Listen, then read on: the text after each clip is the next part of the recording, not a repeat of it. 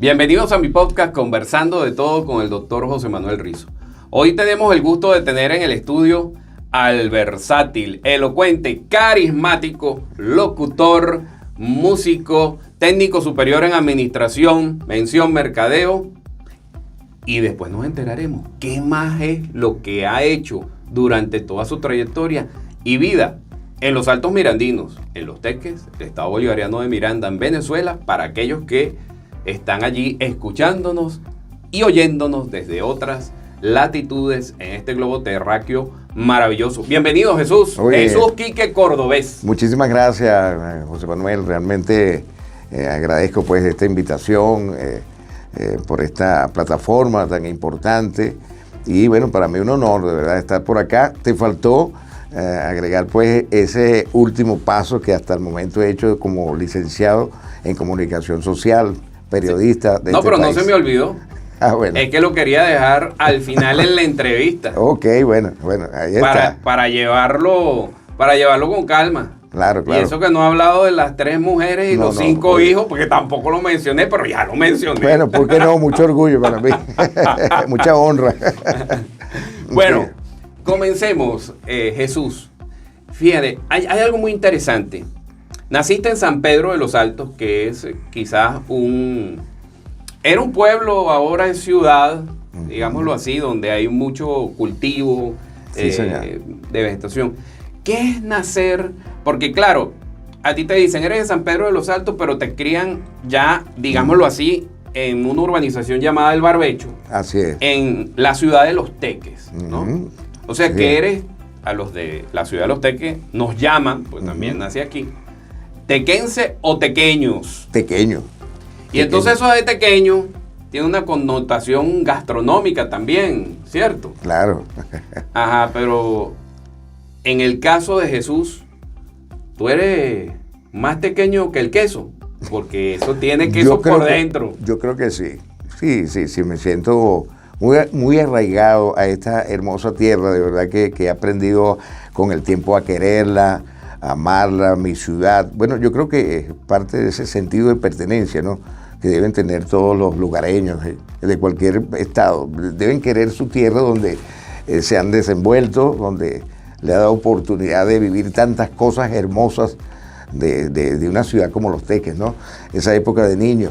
Lo de San Pedro no lo recuerdo mucho, porque yo estaba muy pequeñito allí. Sí recuerdo que mis padres contaron una inundación del río ¿Sí? San Pedro, que eso se inundaba. De hecho, en estos últimos tiempos se han visto grandes crecidas, pero en aquella época decía que, bueno, hasta las casas, hasta la mitad de las paredes.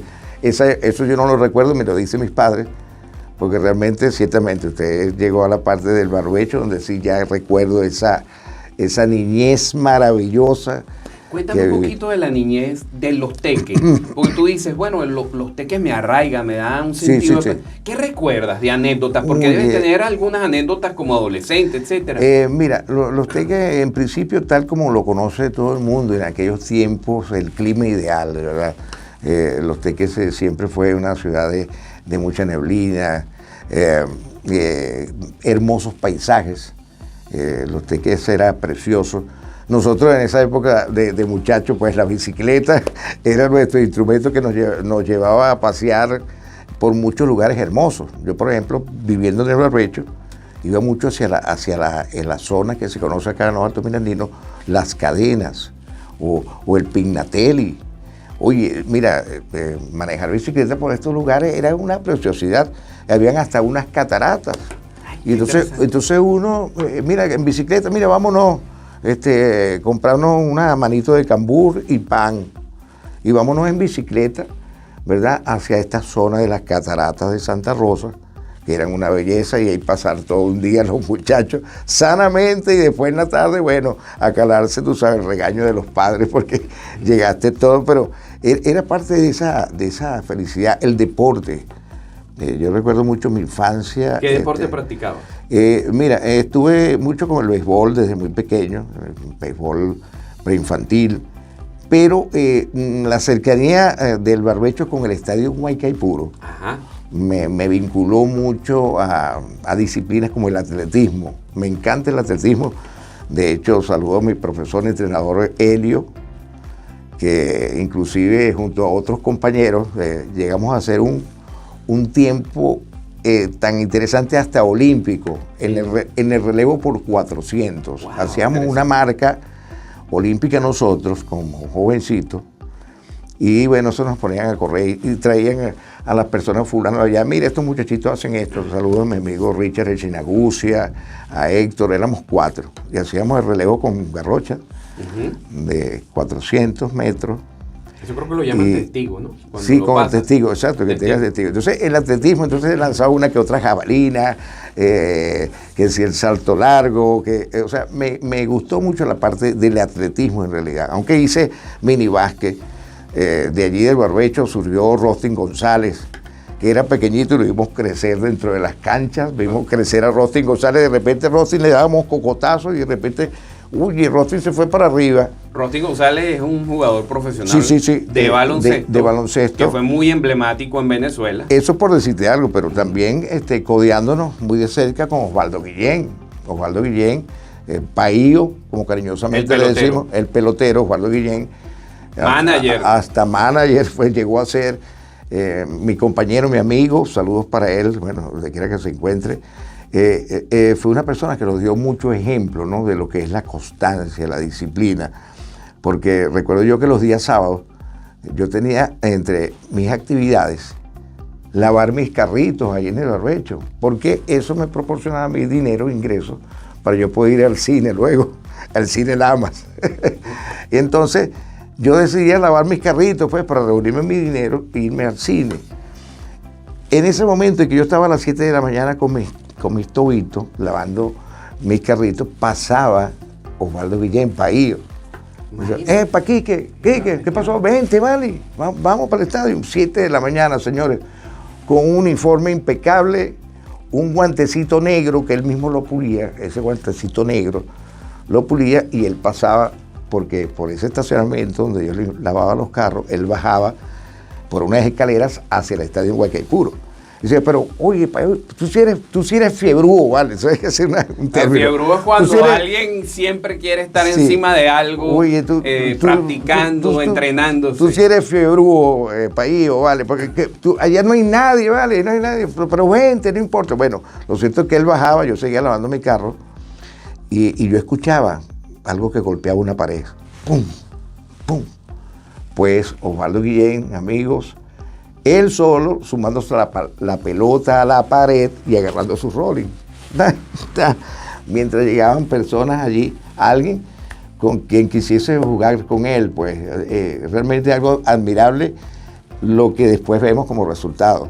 Aunque Osvaldo Guillén, no sé si da chance de decirlo, Osvaldo Guillén, en el momento que van los scouts de Estados Unidos, no era a verlo a él, no. ¿Ah, no? Iban a ver a un amigo nuestro también que se llamaba Jaime Blanco, que era el que estaba candidatado para que los scouts los seleccionaran. Bueno, se enfermó, Jaime se enfermó. Y resulta que comenzaron a ver, oye, vale, pero ¿quién es ese señor Stock que está ahí, vale? Oye, mire, y eso eres Stock y batea a la zurda. Oye, mira, está interesante, oye, pruébame ese muchacho allí. Se fue como una casualidad, un toque allí. Fíjate que yo no creo en casualidades, Jesús, perdón que interrumpe.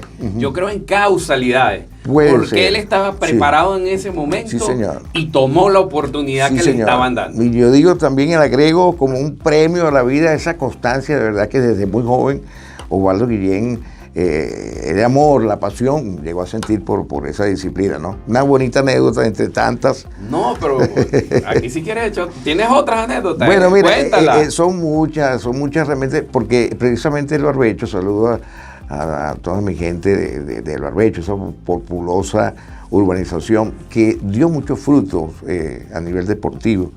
Ya te mencioné a Rostin González. Mira, así como otros compañeros que pudieron haber estado nominados para estar también en la Grandes Ligas, no alcanzaron esa parte, pero eran excelentes deportistas. Ahora, pero ¿quién te lleva a la música? ¿Te lleva tu papá Epifanio, cordobés, porque era director de cultura? O sea, porque en realidad los padres siempre quieren que uno toque un instrumento. Mira, ciertamente, sin duda alguna, por eso... bueno, Dios bendiga a mi querido padre, Dios lo tenga en la gloria, porque fue mi artífice, de verdad que fue la persona que me impulsó de alguna manera a estas cosas tan hermosas que a Dios gracias hoy en día realizo, ¿verdad? Ciertamente yo le digo a la gente que, bueno, todos los niños Jesús, había que si mi bicicleta, que si mi cosa que yo pedía, pero siempre un instrumento musical, pues, un 4. Oye, pues yo no pedí un 4, pero el niño Jesús me lo traía. Entonces, eso era algo como, ¿no?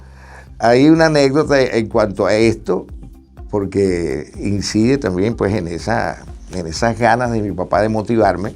Él me colocó un profesor de 4, el recordado amigo Infante, era un señor que acá en Los Teques se la pasaba con un bojote de 4. Pues. Él cargaba 4, entonces mi papá lo contrató, cónchale, para que vaya Infante y le dé clase a mi hijo. Pero don Infante, muy bueno a nivel de ejecutante. Estamos hablando de qué años más o menos. Oye, vale, se me cae la cédula, no importa. No importa, no importa. Tendría yo, chico, 8 años, más o menos. Estamos hablando como casi de 40 años. Casi 40 años.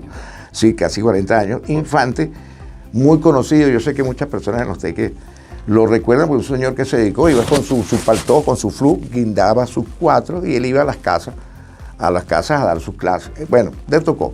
Tenía una cosa Infante que él te daba como un concierto para que tú vieras cómo se tocaba el 4 y después comenzaba con las lecciones.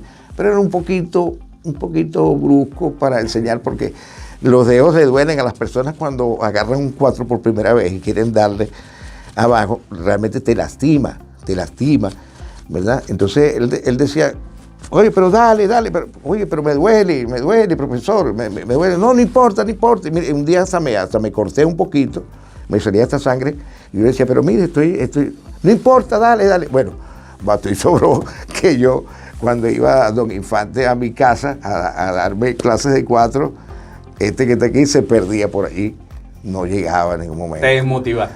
Me desmotivé en ese aspecto porque yo dije, no. Entonces, total que mi papá, obviamente, me dijo, caramba, Quique, pero ¿por qué estás haciendo eso, señor Infante? Lo dejas esperar. Yo, mira, papá, vamos a hacer algo. Yo te prometo que yo voy a aprender a tocar 4. Te prometo que lo voy a tocar, te voy a cantar una canción para ti, pero no quiero nada con el profesor Infante.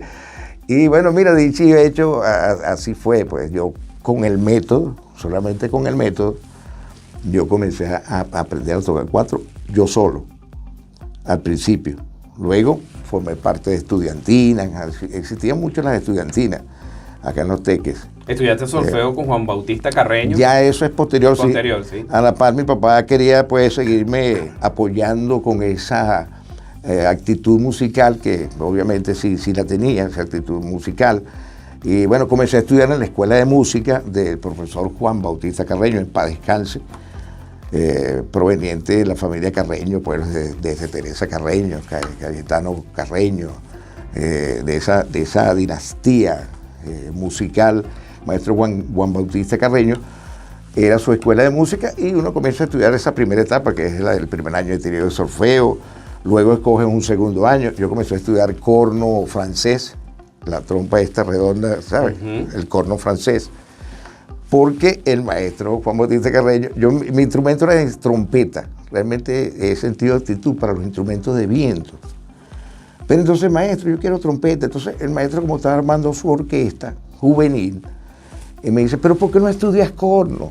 El corno tiene las mismas posiciones, se toca de la misma forma. Bueno, me convenció y yo comencé a estudiar un corno, un instrumento bastante difícil, amigo, de verdad, por la embocadura, es una embocadura muy fina.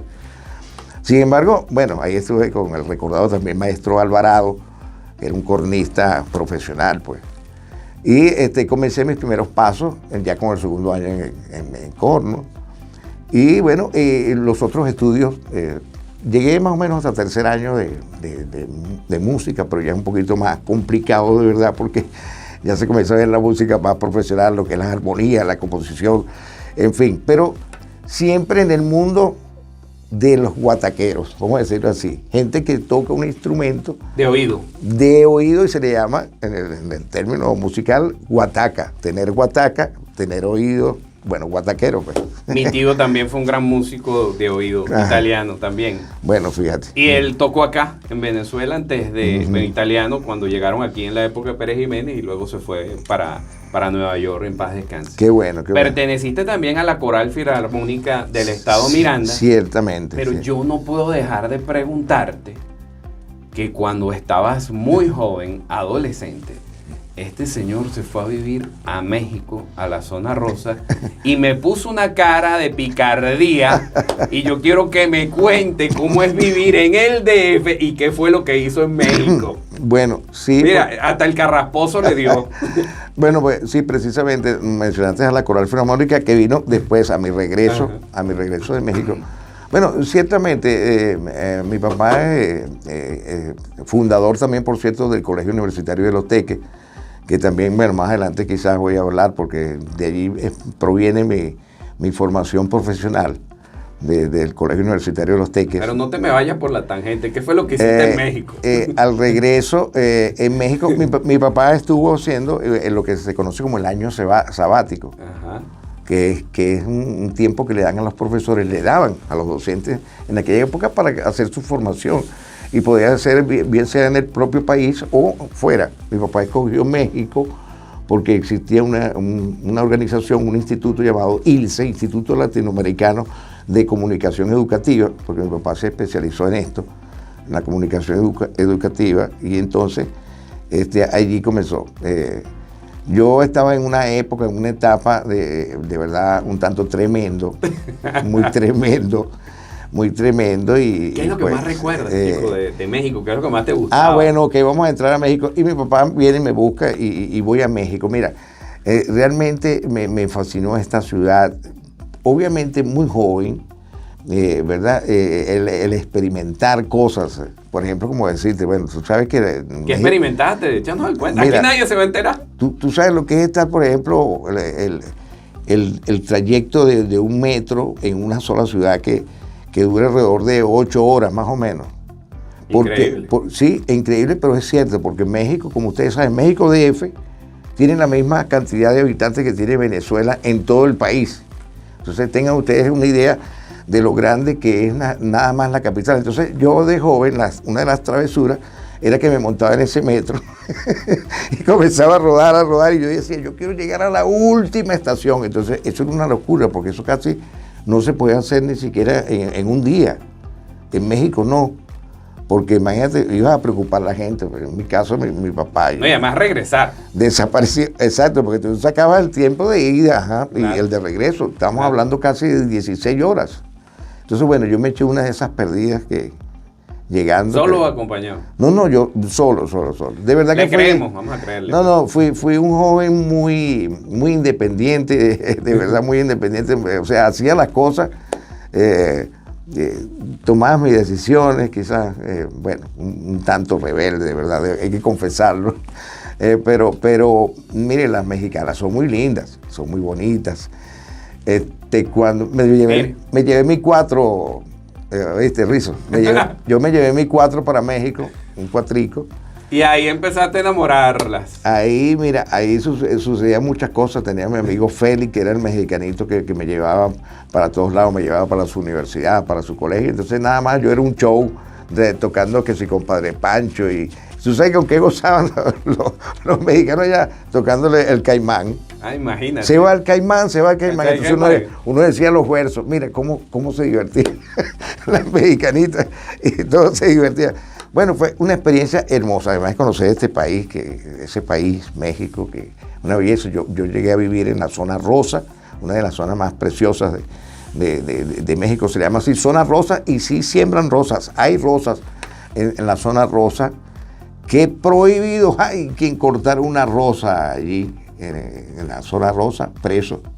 Una vez lo hizo un alcalde, un ente, parece que se le ocurrió agarrar una rosa y vino un policía enseguida y no, detenido, porque tomó una rosa, bueno, entre tantas cosas. Pero fue una experiencia. Vamos a hablar de tu experiencia en el CULCA, en el Colegio Universitario de Los Teques, del cual tú te gradúas, por supuesto en Administración, Mención, Mercadeo, pero después sigues trabajando allí como analista audiovisual. Ciertamente, sí. E hiciste, en una entrevista que yo escuché, dijiste, hice 2 pininos en documentales. Vamos a concentrarnos allí. Sí. ¿Qué documental?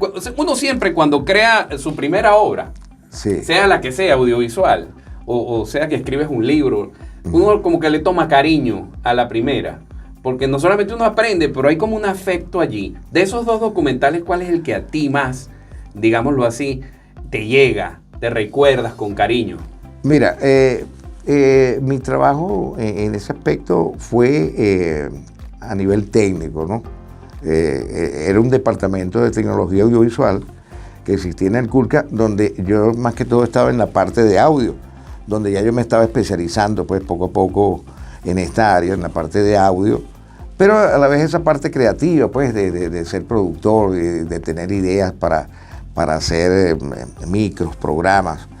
Yo hice un documental que marcó muchísimo para mí, que fue dedicado a las madres. Fue un documental que hice en audiovisual con diapositivas, cuando se usaban las diapositivas, ¿sabes?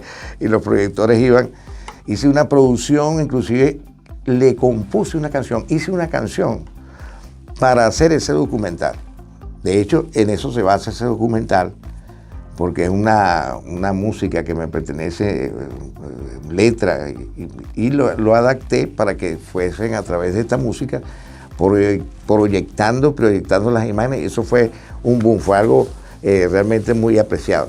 Lo demás, haber contribuido en producciones que se hacían allí, recuerdo mucho Estampas Criollas, que se hizo una producción en el CULCA.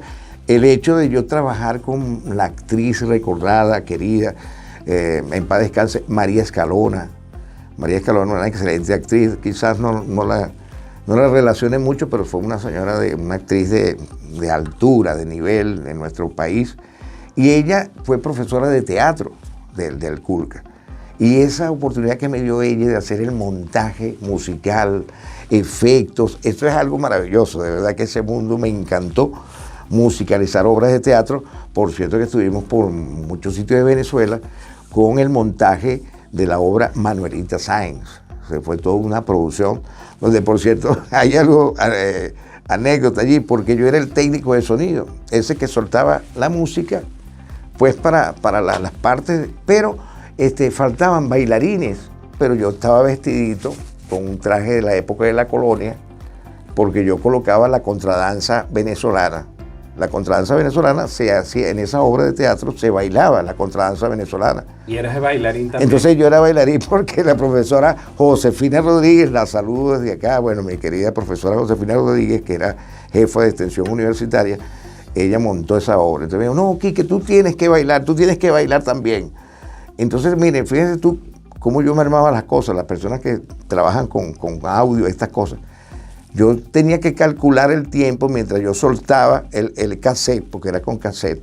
Tienes que explicar qué es un cassette. Un cassette. Una cinta magnetofónica. Una cinta magnetofónica pequeña. Entonces yo le dejaba un espacio para calcular el momento en que yo soltaba la música para ir a buscar a mi pareja, ¿verdad? Y salir al escenario, porque salíamos todos agarraditos al escenario. Y eso estaba tan bien calculado que apenas ya nos acomodamos todos y comenzaba a sonar el piano de la contradanza venezolana, que era la música de la colonia de aquel entonces. Y entonces, bueno, yo bailaba mi contradanza y todo muy bien, nos retiramos y bueno, y continuaba con mi trabajo de técnico de audio, de montaje, pues. ¿Será por eso que luego te inclinas hacia la radiodifusión y sobre todo que comienzas como operador de audio? Oye, mira. ¿Será eso lo que te llevó? Buena pregunta, pero es que en la parte de radio, ese amor, esa pasión por el sonido, la curiosidad de lo que es, por ejemplo, la radio, de que se escuche a alguien que esté en un lugar, eso siempre me llamó la atención. De hecho, mi papá fue locutor de la emisora Radio Miranda. Yo estaba muy pequeño y lo escuchaba él por la radio. Eso a mí me parecía mágico, ¿no? Porque yo decía, uy, mi papá no está aquí, y yo lo estoy escuchando. Y yo escuchaba a mi papá, y entonces eso para mí era algo muy novedoso. De hecho, me fascinaba ir a la emisora, que quedaba en la calle Ayacucho, de Los Teques, que sepan, es como una subida, bueno, al final de esa subida quedaban los estudios de Radio Miranda, posteriormente Radio Sensación, después para Caracas, cuando se va. Bueno, porque trabajaste en RQ 910, Claro. trabajaste en Radio Sensación Claro. de Caracas Sí, sí, sí. por mucho tiempo. Comencé a ser operador, como me decían muchos por ahí. Tú eres operador industrial, ¿vale? Porque yo salía de una radio y me iba para otra. Eso te estaba hablando, amigo, operador nocturno, ¿ok? Que no es nada fácil. Era estar en Caracas ya desde las 5 de la tarde, trabajar de 5 a 10 en un lugar, de 10 a 1 en otro, de 1 a 4 en otro y de 5 a 6 en otro. Entonces se podrá imaginar lo que pudo haber sido o lo que fue mi vida por mucho tiempo. Pero te quería significar, José Manuel, porque venía a decirte lo de esa inquietud mía de la radiodifusión, viene de muy pequeño.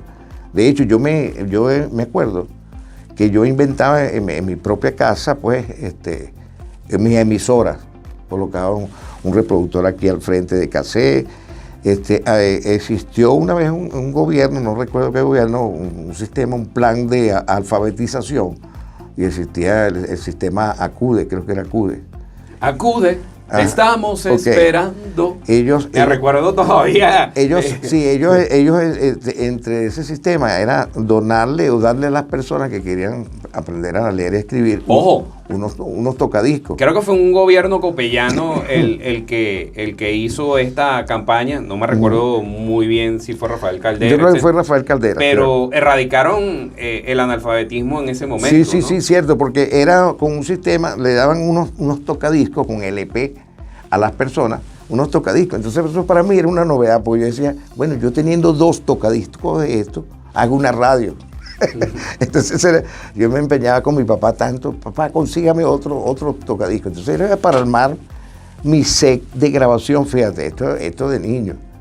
Luego la pasión ya, cuando tengo la oportunidad de ingresar a una emisora de radio, ¿verdad? Que fue, bueno, muy temprano, a mi regreso de México, ya formalizo mi título de operador, que por cierto soy el operador 3000 y algo. Año 1985. Sí, Hice la tarea, lo escudriñé. Pero no vamos a hablar de sus 3 mujeres. No, de eso no vamos a hablar. Bueno, logré hacer el curso que era un curso bien completo de operador de audio, de operador de estaciones de radiodifusión y afines y tal, y uno ganaba 3 lochas.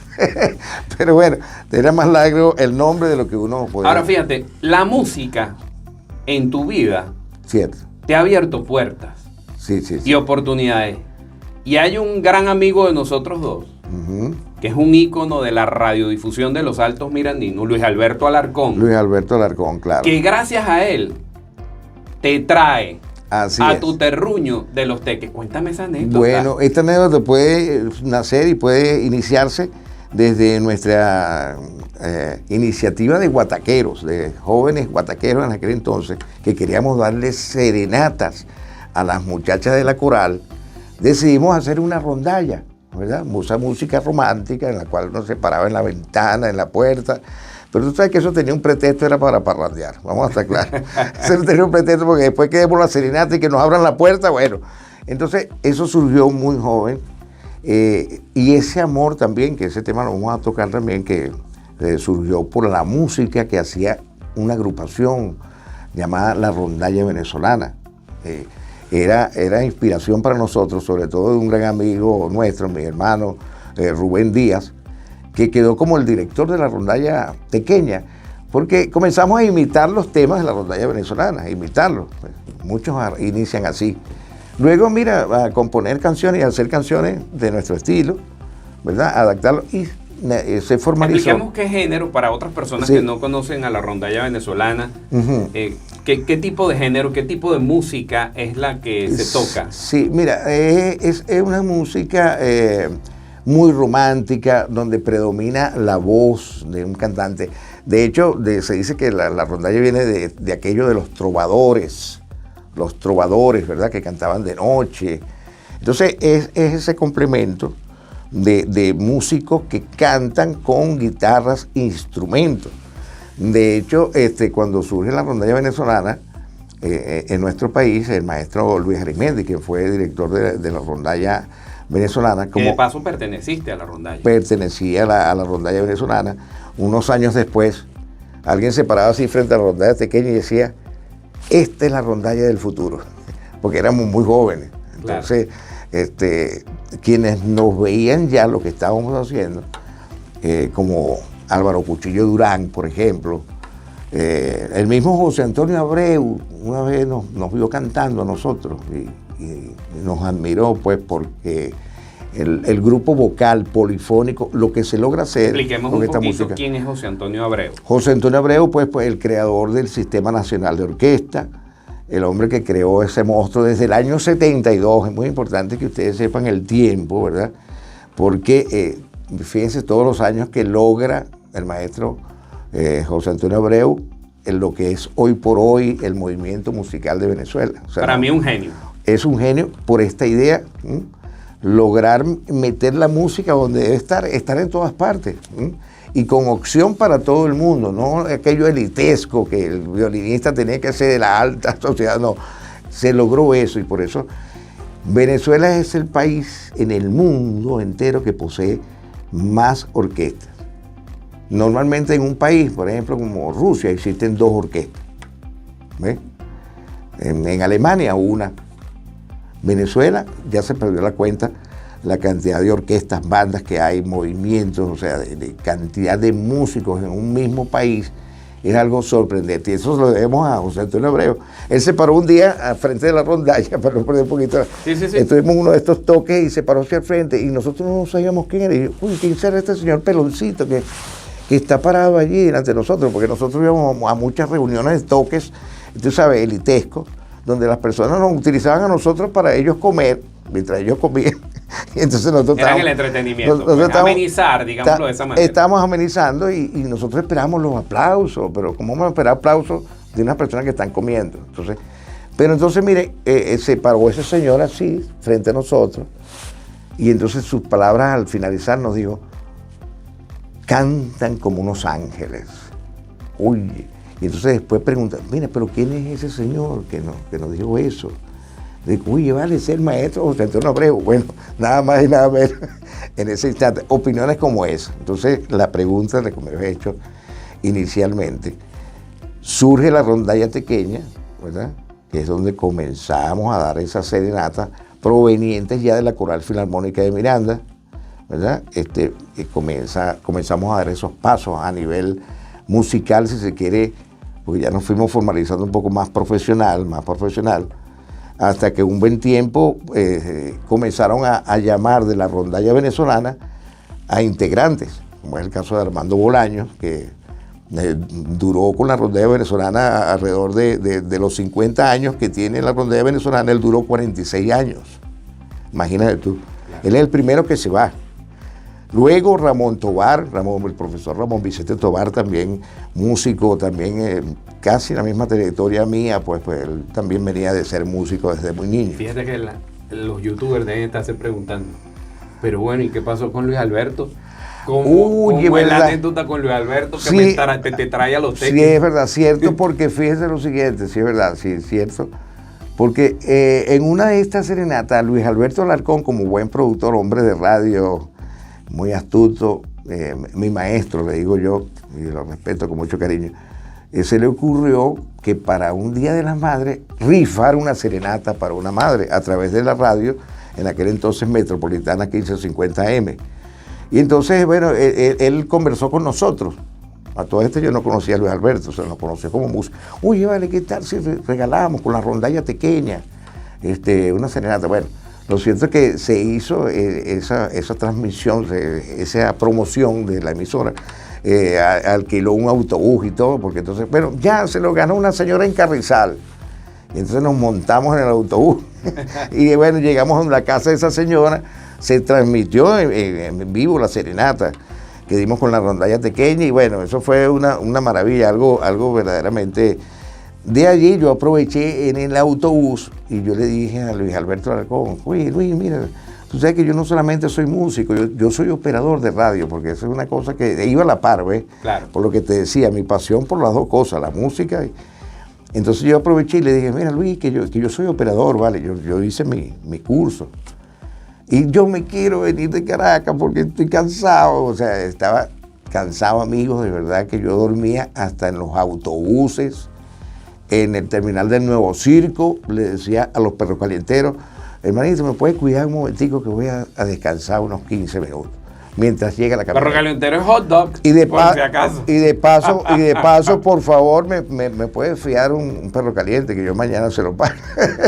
Bueno, mire, de verdad que fue duro esa parte mía, esa etapa de ser operador nocturno por mi pasión a la radio. O sea, realmente era una cosa que si yo me ponía a pensar en aquel momento cuánto me iban a pagar, no compensaba. Pero sabes que en realidad lo que tú estás diciendo es muy importante porque estamos viviendo una época donde todo el mundo quiere las cosas ya, todo el mundo quiere las cosas fáciles. Sí, sí, cierto. Y las cosas no llegan tan sencillo. Es así. Hay esfuerzo, hay trabajo durante años para lograr tener una posición determinada cuando uno quiere hacer lo que el sueño desea. Así es pasión. Pues, yo una de las cosas agradecido, estoy muy agradecido con mi vida, lo que he vivido, mis hijos, mi familia, todo.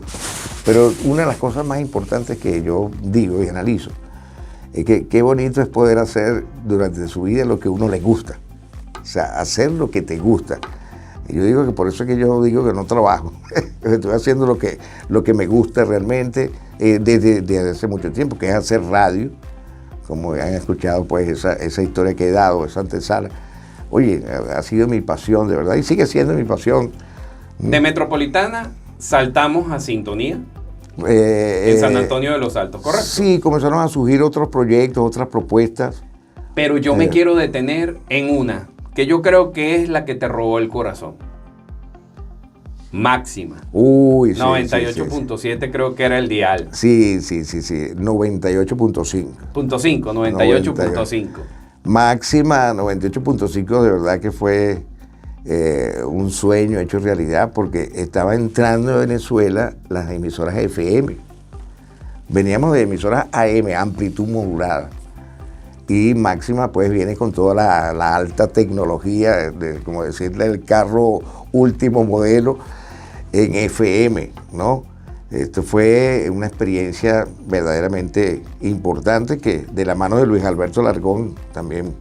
Y ahí das el salto a ser locutor y tuviste 2 programas. La gran parada de las canciones y la hora del cafecito, que hasta el sol de hoy cumple 28 años. Más o menos. Más o menos. Sí. No vamos a sacar a tu edad, pero 28 años al aire. Digo porque el cafecito viene de otras emisoras, de hecho de ese programa. ¿Cómo te inspiras tú de ponerle a un programa la hora del cafecito? Oye, porque es lo sabrosito de la mañana. Es más, al principio, en sus primeros tiempos se llamaba la hora del café. Ah, la hora del café se llamaba. Pero cuando yo llego, porque vengo rápidamente, te explico, la hora del cafecito fue una de mis primeras experiencias a nivel de locutor y mi propuesta vinculada a la música venezolana, a conservar nuestra música, a trabajar por la música, ¿sabes? Estos defensores del folclore que una vez surgimos y seguimos surgiendo, defendemos lo nuestro, bueno, acá pues para viene la hora del cafecito, entonces viene desde Charallave, de Radio Armonía. Entonces de allí yo me venía trayendo ese programa y en todas las emisoras donde llegaba que me daban oportunidad, no puedo hacer la hora del cafecito. La hago gratis si quieres, lo hago, y en realidad sí, a veces el cafecito no facturaba nada, pero yo lo hacía era por honor, pues. Por amor amor a eso, al programa. Todos los sábados, eso sí, siempre he tenido su horario de los sábados, a veces en unas emisoras a las 6 de la mañana, la gran mayoría de 6, se fue estirando porque era una hora, pero entonces siempre, gracias a la audiencia y al rating, los productores de las emisoras me decían, oye, pero hazlo 2 horas, vale. Y hasta 3 horas llegó a durar la hora del cafecito en una oportunidad en otras emisoras. Siempre donde me he ido, amigos, me he ido con mi programa La Hora del Cafecito. De hecho, yo digo que es uno de los programas que me ha consolidado más, porque a pesar de haber hecho otros programas diarios, las personas tú le preguntas, mira, Quique Cordobés, sí, el de La Hora del Cafecito, o sea, y era un programa sabatino. Claro. Y yo me di a conocer fue por el programa La Hora del Cafecito. Y por supuesto, ahora estás en Frecuencia Feeling Y entonces tenemos la hora del cafecito. Está la hora del cafecito también ahí los días sábados. Bueno, esta vez sí está facturando algo por la necesidad. ¿Y los días de semana? Y los días de semana estamos con un programa que se llama A Primera Hora, muy temprano. Ese programa sí le pertenece a la emisora Frecuencia Feeling. A Primera Hora. Yo por Instagram estoy como A Primera Hora con Quique Cordobés, porque ahí sí, ya esa es mi cuenta, ¿verdad? De ese programa, que estamos por allí. A la orden, por cierto. Quique, ¿tú cómo te definirías? ¿Como locutor, comunicador social, como músico? O digámoslo así, yo soy un poquito de todo. ¿Ah? ¿Cómo te defines? Oye, mira... Te puse en camisa de 11 varas, sí, como dices. siento que la comunicación, ¿verdad? La comunicación ha sido mi inquietud. Y pienso que es una de las cosas que tanto un cultor, un cantante, un artista, un locutor, pues desea afianzar, ¿no? O sea, desea lograr el éxito, la mayor forma de llegar. Un cantante quiere expresarse y quiere llegar a través de una música a un conglomerado, a un público. Un radiodifusor, un locutor también pretende lo mismo, llegar a una gran audiencia para expresarse y unirse, estar con muchas personas, o sea, mostrar el amor, el cariño por las cosas a través de los medios de comunicación. O sea, pienso yo que por lo cual he trabajado por mucho tiempo, que desde operador he venido calando. Estudié mercadeo, el marketing, luego sigo calando más posiciones, me convierto en locutor y luego digo yo que lo máximo fue que alcancé, inclusive yo me gradué a los 42 años de periodista, pero lo logré, lo hice. Por eso le doy ese tip a muchas personas que dicen que, oye, pero yo quería hacer esto, no se queden con cosas, si quieren alcanzar alguna meta, no importa la edad. De hecho, estudié comunicación social, saludo a Edicta Gómez, que fue mi maestra. Ella fue mi maestra en primaria. Y yo me la encontré a ella en la misma universidad, una universidad que se llama Única, Universidad Católica Cecilio Acosta, que le dio mucha oportunidad a personas como uno, de cierta edad, personas que estábamos en los medios, de alcanzar esa carrera de comunicación social en la mención Desarrollo Social. Nos dio esa oportunidad. Universidad Católica Cecilio Acosta. Sí, pertenece al estado Zulia, nace ya con Lombardi en el estado Zulia, pero tenía sus núcleos en Barquisimeto. Yo comencé estudiando en Barquisimeto, sabatino. Una vez al mes tenía que lanzarme yo para Barquisimeto. Bueno, las únicas veces que grababa la hora del cafecito para poderme ir a estudiar comunicación social.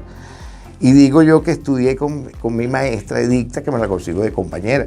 Fíjense, bueno, me llevaba una cierta edad, pero Edicta también se graduó conmigo a esa edad, y ese es el mensaje que quiero dar, pues que no te quedes con eso allí. Si quieres alguna profesión, lógralo, no importa la edad, ¿no? Para uno alcanzar ese sueño, porque digo yo que era como una etapa, ¿no?, de toda mi trayectoria a nivel de comunicación, que yo alcanzaría con ser comunicador social. Pero ahora sí. Me falta por preguntarte dos cosas. Okay. De tus 3 mujeres y tus hijos, no, mentira, no, eso no. Me falta por preguntarte. Yo te lo voy a responder, pero tranquilo. Me falta por preguntarte dos cositas. Tu etapa de docente, de profesor, que quiero que nos comentes eso. Sí, sí. Y la segunda, este nuevo proyecto de la rondalla y los 12 de siempre, correcto, que no quiero dejarlo fuera del tintero. Así es. Bueno, muy interesante, y también viene a formar parte de mi papá, pues, graduado del pedagógico como docente, ciencia y filosofía de la educación, graduado allí del pedagógico. Venimos, mi hermana Florema también vino de la docencia. Yo creo que yo tenía también eso allí en la sangre. Se me da la oportunidad por la materia de producción audiovisual de ingresar al UTA, o sea, en un buen tiempo. Y bueno, fue una pasión para mí tratar de transmitir tantas cosas que aprendí en el camino, ese tiempo en el Colegio Universitario de Los Teques, que duré 20 años. Transmitírselo a jóvenes realmente fue fascinante, fue esa parte, solo por transmitir, porque En Venezuela, si pensamos en los sueldos, no es muy atractivo, pero sí hay que tener una pasión. Como digo yo, que muchos profesores y docentes en la actualidad lo que sienten es pasión por enseñar. Yo te comprendo mucho, porque yo fui catedrático universitario en la Universidad Católica por 13 años. Bueno, fíjate. Y no lo hacíamos, evidentemente, por la remuneración, sino lo hacíamos por vocación. Exacto, es vocación, exactamente. Esas ganas, ¿verdad?, de querer transmitir tu conocimiento y tu experiencia, ¿sabes? Ese tipo de educación que se sobrepasa los libros, y es más aprender haciendo, ¿verdad? Ese tipo de cosas. Bueno, esa fue mi etapa por el UTA, también estuve en el IUT. Ya en el Colegio Universitario de Los Teques, una vez que me gradué de técnico superior universitario en Administración, Mención, Mercadeo, comienzo a dar mis primeros pasos porque fui como auxiliar docente en el área de publicidad. Y también eso me abrió pues esas posibilidades. Creo que está completo hasta allí la parte de docente. Sí, pero no me has contado. La rondalla. Ok, ahí vamos con los 12 de siempre. Ahí vamos con la rondalla, tal como hemos comentado. ¿Vas a parrandear otra vez? ¿Estás ahí buscando que te metan en la fiesta? ¿Cómo es la cosa? ¿Ah? Mire, luego de esta historia, de este pedazo que estuvimos hablando y conversando en relación a la rondalla tequeña, que todos nos fuimos incorporando hacia la rondalla venezolana, hasta que por fin llegamos todos. Yo era uno de los más nuevos, porque yo por mi asunto de radio, yo no podía desempeñarme mucho como músico. Por eso no estuve mucho antes en la rondalla venezolana. Pero un día tomé mi decisión y dije, no, vale, sí voy a darle un poquito más a la música en la rondalla venezolana. Y logré estar pues por unos 26, 27 años consecutivos, pues. Era muy intermitente inicialmente. Entonces fueron todos mis compañeros, formamos parte de la rondalla venezolana. En vida estuvo el maestro Luis Arismendi, en paz descanse, nuestro maestro, aprendimos muchísimo de él, digamos, yo le considero ya un género rondalla. Así como decir guaco, pues Claro. Ya guaco es un género. Correcto. Porque es un estilo. Entonces yo pienso que rondalla, esto no está oficializado, amigos, decir que sea un género rondalla, no. Pero mi opinión personal de Quique Cordobés, digo yo que la rondalla puede ser un género musical, porque tiene su estilo, tiene su forma, ¿no?, que muy pocos no interpretan. Entonces, bueno, por razones en el tiempo de querer hacer cosas nuevas, ya la muerte del maestro Luis Arismendi, se pierden muchas cosas realmente dentro de la organización, de la estructura. Bueno, que como todos estamos abiertos y tenemos la posibilidad de, no nos gusta un lugar, nos vamos para otro. O no es que no nos guste. Yo digo que todo tiene un ciclo. Sí, exacto. Sino que queremos desarrollar otras cosas. Bueno, lo cierto es que siempre fuimos muy unidos. El grupo que nos fuimos completos para hacer el nuevo proyecto, el cual quiero que conozcan por todas partes del mundo, porque es algo bien maravilloso, que viene elaborado de toda esa experiencia que hemos vivido, amigos, que es la rondalla y los 12 de siempre. Lo del nombre no me lo pregunten mucho. Somos 12, ciertamente, que estamos en escena, tocando, pero tiene que ver mucho con el registro mercantil, el registro. Y entonces los 12, y eso fue el nombre que nos quedó, y conservando la palabra de rondalla, pues, para significar... Datos, contactos, o alguien que quiera que le dé una serenata, la serenata de su vida. ¿Cómo no?